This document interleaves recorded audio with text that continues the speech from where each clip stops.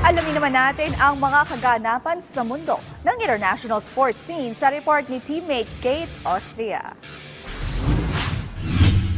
Sa decathlon, hindi makakalaro sa darating na World Athletics Championships si Olympic decathlon champion Marcus Ruth nang magtamo ng injury sa tuhod at siko matapos lumanding sa labas ng pole vault mat habang nagsasanay noong nakaraang linggo. Kinumpirma ng 23-year-old Norwegian athlete nitong Lunes na kailangan niyang magpahinga ng hindi bababa sa 4 na buwan at sumailalim sa operasyon. Dahil dito, tiyak na hindi makakasali si Ruth sa World Championships na gaganapin sa Tokyo mula September 13 hanggang 21. Nagwagi ng gintong medalya sa Paris Olympics noong nakaraang taong si Ruth nang magtala ng 8,796 points at hirangin bilang youngest Olympic decathlon champion mula 1980.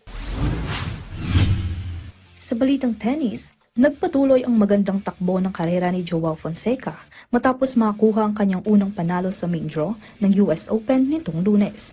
Tinalo ng 19-year-old Brazilian ang Serbian player na si Miomir Kecmanovic sa unang round, 7-6, 7-6, 6-3 sa grandstand court ng Flushing Meadows. Si Fonseca ay nagwagi na sa kanyang unang laban sa lahat ng Grand Slam debut niya ngayong taon.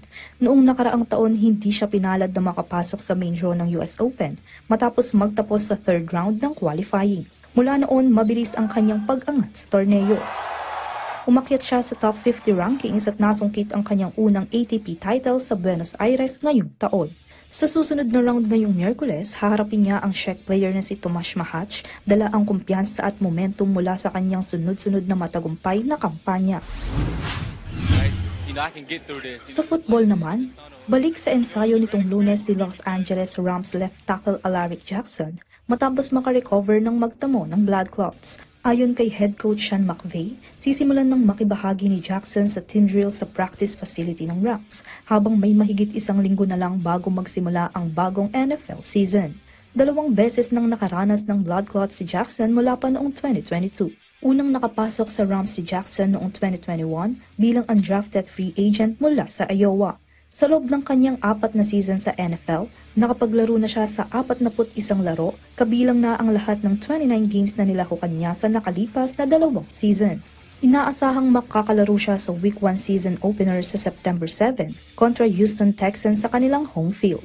Kate Austria para sa Pambansang TV sa Bagong Pilipinas.